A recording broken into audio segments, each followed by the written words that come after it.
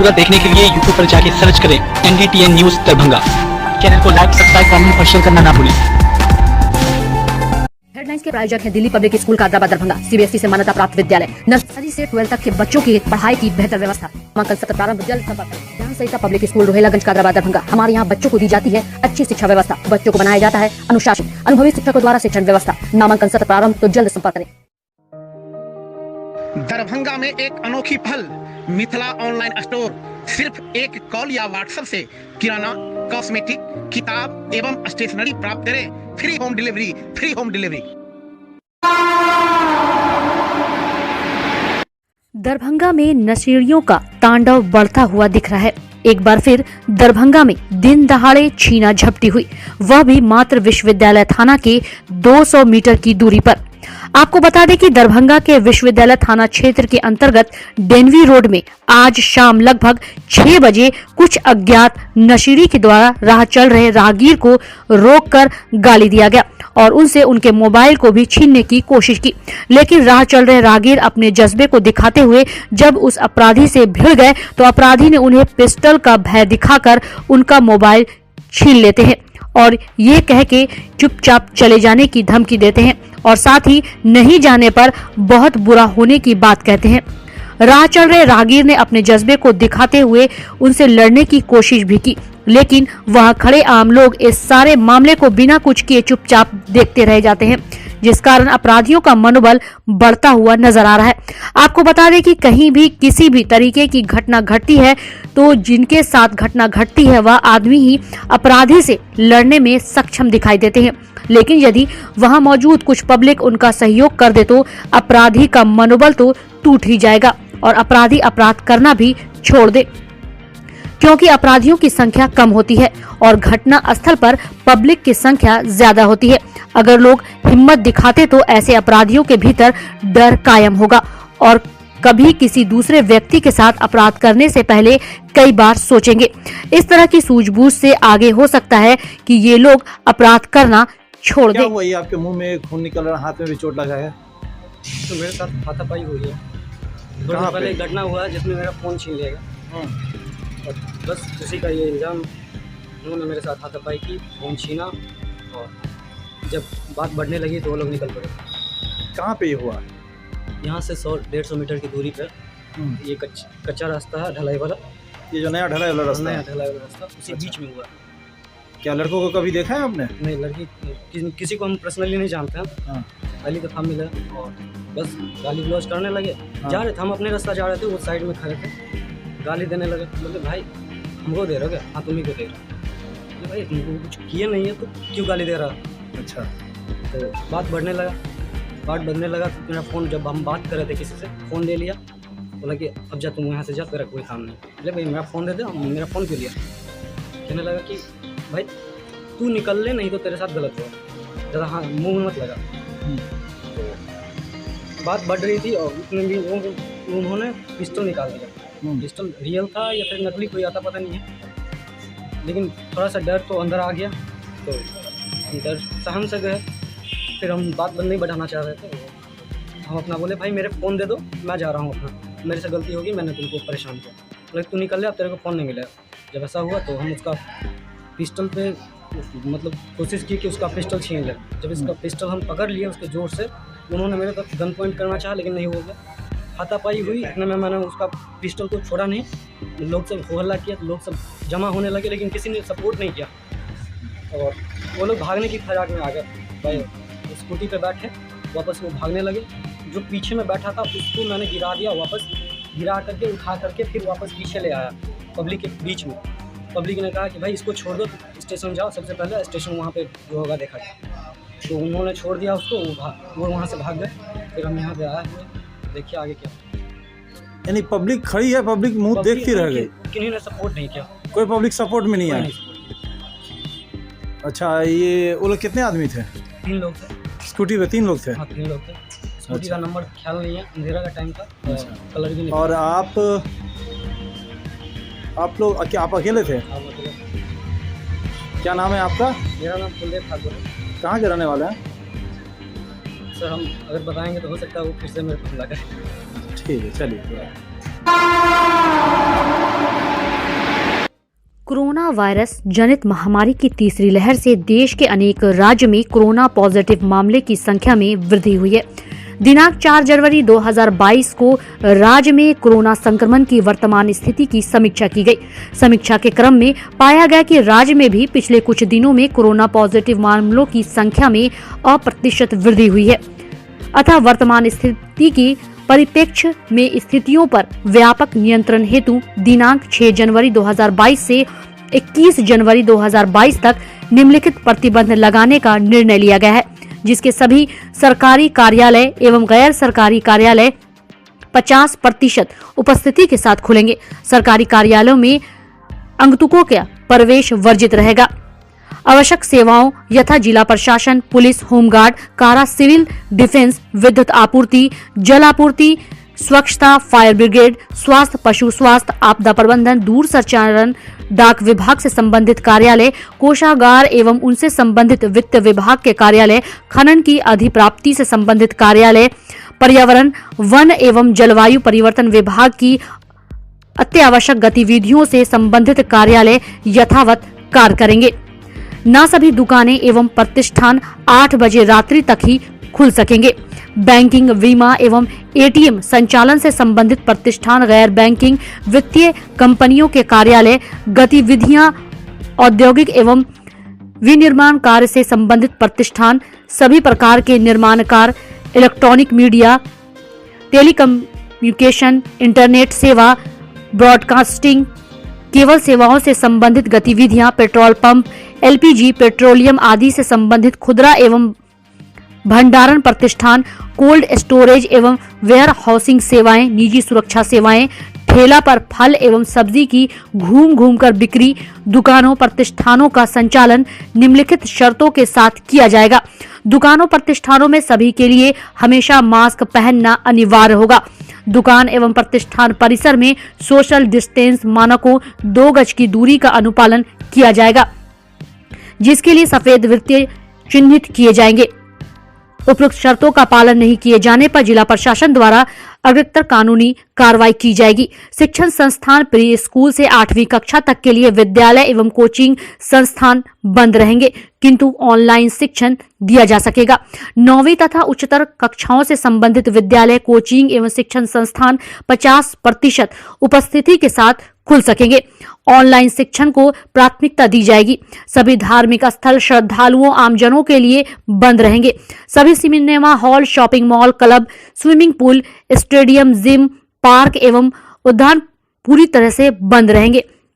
Restaurant एवं खाने की दुकानों का संचालन आगंतुकों की बैठने की कुल क्षमता के अधिकतम 50% उपयोग के साथ अनुमान्य होगा। संबंधित प्रतिष्ठान यह सुनिश्चित करेगा कि उसके सभी कर्मी कोविड के दोनों टीके ले चुके हों।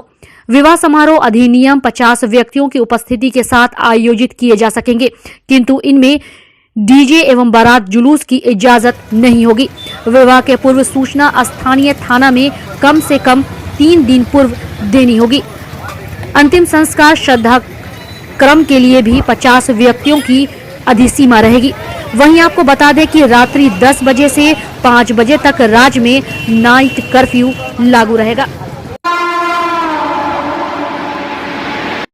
समाहरणालय अवस्थित जिलाधिकारी कार्यालय प्रकक्ष में दरभंगा जिला के नवपदस्थापित जिलाधिकारी राजीव रोशन ने जिलाधिकारी डॉक्टर त्यागराजन एसएम से दरभंगा जिला का पदभार ग्रहण किया।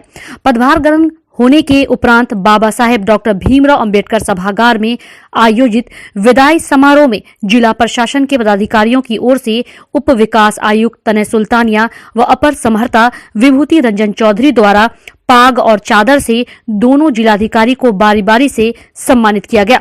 वहीं विदाई समारोह में कार्यालय अधीक्षक दरभंगा समाहरणालय द्वारा सभी कर्मियों की ओर से दोनों जिलाधिकारी को पाग और चादर से सम्मानित किया गया। इस अवसर पर निवर्तमान जिलाधिकारी के कार्यालय का उल्लेख करते हुए अपर समहर्ता ने कहा कि बाढ़ निर्वाचन, कोविड-19 महामारी के दौरान एवं अन्य प्रशासनिक मसलों को कुशलता पूर्वक हल करने के लिए निवर्तमान जिलाधिकारी याद किए जाते रहेंगे। वहीं उप विकास आयुक्त ने विदाई समारोह को संबोधित करते हुए कहा कि उन्हें निवर्तमान जिलाधिकारी के साथ विगत 14 महीने कार्य करने का अवसर प्राप्त हुआ और उन्होंने बाढ़ निर्वाचन कोविड-19 महामारी के दौरान निवर्तमान जिलाधिकारी की कार्यकुशलता की प्रशंसा की। उन्होंने कहा कि गर्भवती महिला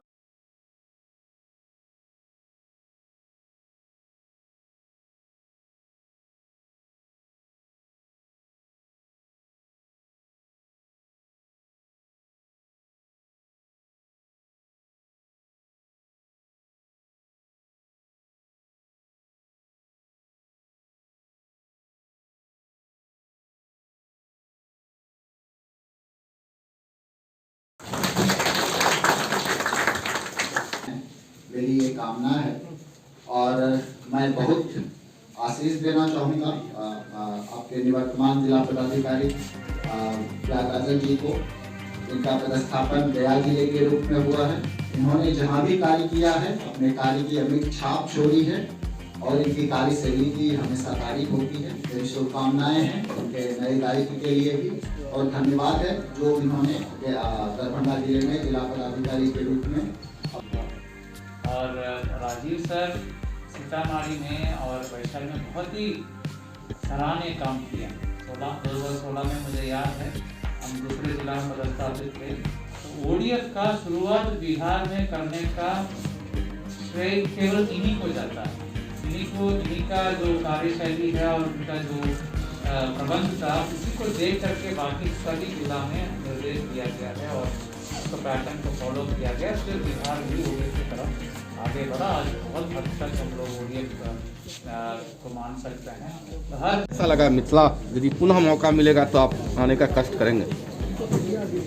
देखिए, मिथिला रीजन में जो दरभंगा में मुझे पदस्थापन मिला है उस समय से मैं देख रहा हूँ लोगों का जो सहयोग है और प्यार है बहुत ज़्यादा से मिला है, ज़्यादा से ज़्यादा मिला है, जो मैंने अपेक्षा भी नहीं किया।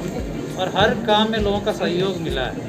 कई सारे चुनौतियों को हम लोगों ने फेस किया है और यहाँ का लोगों से मैंने ज़्यादा सीखा कि किस प्रकार वो लोग हर साल बाढ़ को झेलते हुए वो लोग आगे बढ़ते हैं, आगे सोचते हैं, पॉजिटिव रहते हैं। लोगों से भी मैंने बहुत सीखा और यहाँ का जो परंपरा है, कल्चर है, बहुत ऐतिहासिक है। इसके प्रति भी मेरा हमेशा अच्छी यादें रहेंगे। लोगों का सहयोग पूर्ण रूप से 3 साल कहीं कोई दिक्कत नहीं हुआ।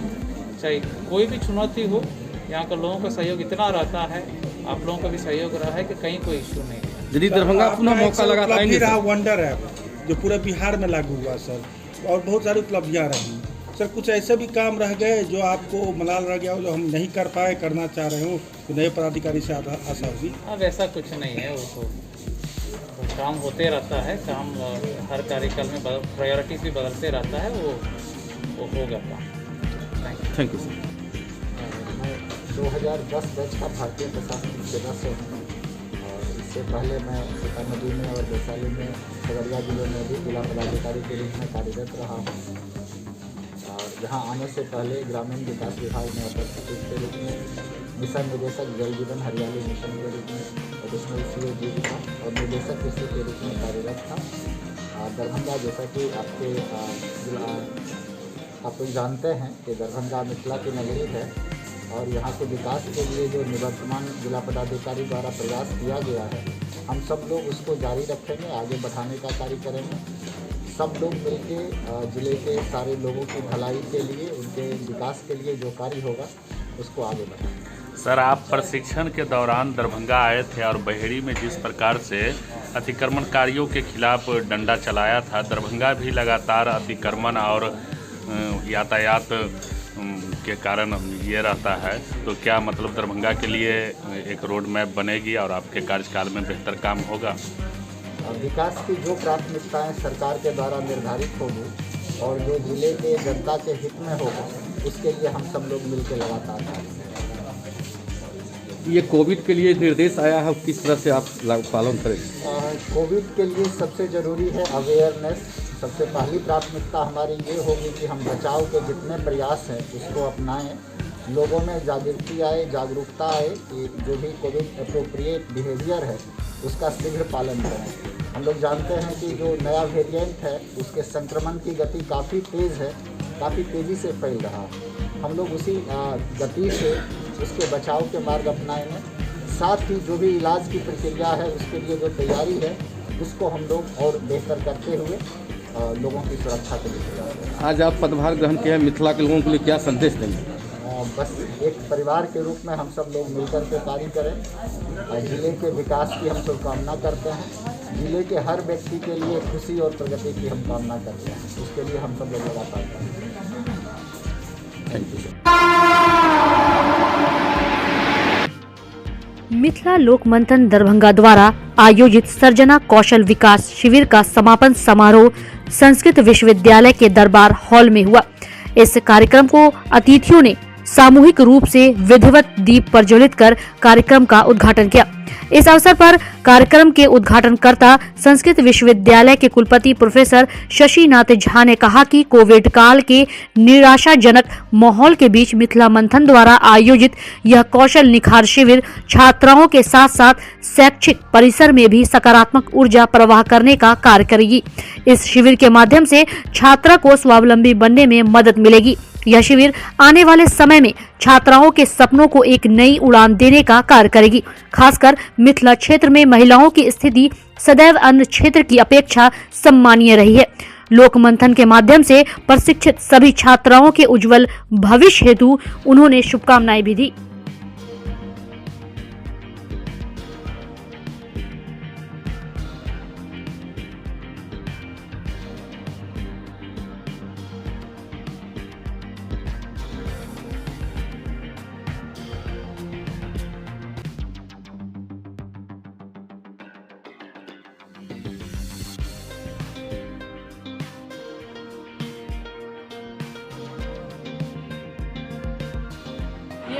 ये मिथिला का जो है वो मिथिला लोक मंथन की तरफ से है और डांस में मेरे को फर्स्ट पोजीशन मिला है डांस के क्लास में। और ये 1 मंथ तक चला था और उसके बाद ये इसमें सब कुछ सिखाया जाता है। ब्यूटिशियन, मेहंदी, जो भी आपको जिस चीज़ में आपको इंटरेस्ट है वो सब आपको सिखाया जाता है 1 मंथ के कोर्स में। तो इसी में मेरे को डांस में फर्स्ट पोजीशन मिला था। क्या लाभ मिलेगा? लाभ मिलेगा क्योंकि ये बहुत कुछ सीखने को मिलता है। जिस मिथिला पेंटिंग बनाने नहीं आता है उसमें भी बहुत कुछ बना लिया, ब्यूटिशियन नहीं आता है उसमें भी बहुत कुछ आया। डांस का लाभ बहुत मिलेगा। अगर डांस अच्छा आता है तो मैं अपना डांस क्लास खोल सकती हूँ, उससे बाकी बच्चों को भी डांस क्लास सीखने को मिलेगा, मेरे को भी मिलेगा। किस तरह के डांस सिखाया जाता है? क्लासिकल, झिझिया सिखाया जाता है, मिथिला का पारंपरिक लोक नृत्य। क्या नाम हुआ? विधि नाम है।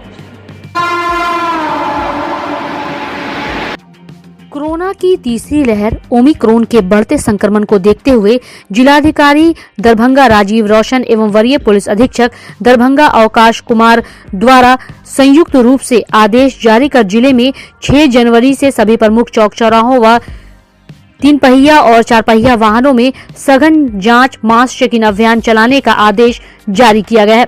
दरभंगा नगर निगम, जिला परिवहन पदाधिकारी दरभंगा एवं सभी थानाध्यक्षों को 6 जनवरी से नियमित रूप से दरभंगा जिला के प्रमुख चौक चौराहों, ऑटो रिक्शा, बस एवं निजी वाहनों में मास चेकिंग अभियान चलाने का निर्देश दिया गया है।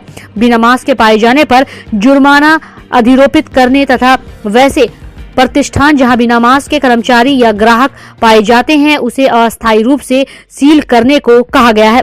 जिलाधिकारी ने सिविल सर्जन दरभंगा को Darbhanga airport, Darbhanga railway station, bus stand में नियमित रूप से कोरोना टेस्टिंग करवाने के साथ साथ सभी प्रखंडों में कोविड-19 की जांच बढ़ाने का आदेश जारी किया है।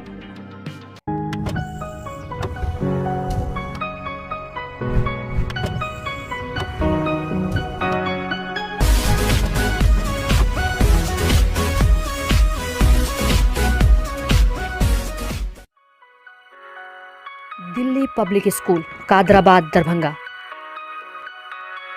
सीबीएसई से मान्यता प्राप्त स्कूल। नर्सरी से 12 तक के बच्चों की पढ़ाई की बेहतर व्यवस्था। अनुभवी शिक्षक के मार्गदर्शन में दी जाती है बेहतर शिक्षा। हमारे यहाँ छात्रों के बेहतर भविष्य के लिए smart classes, computer lab, science lab, library, hostel की अच्छी व्यवस्था। दूर दराज से आने वाले छात्र छात्राओं के लिए ट्रांसपोर्ट की उत्तम व्यवस्था।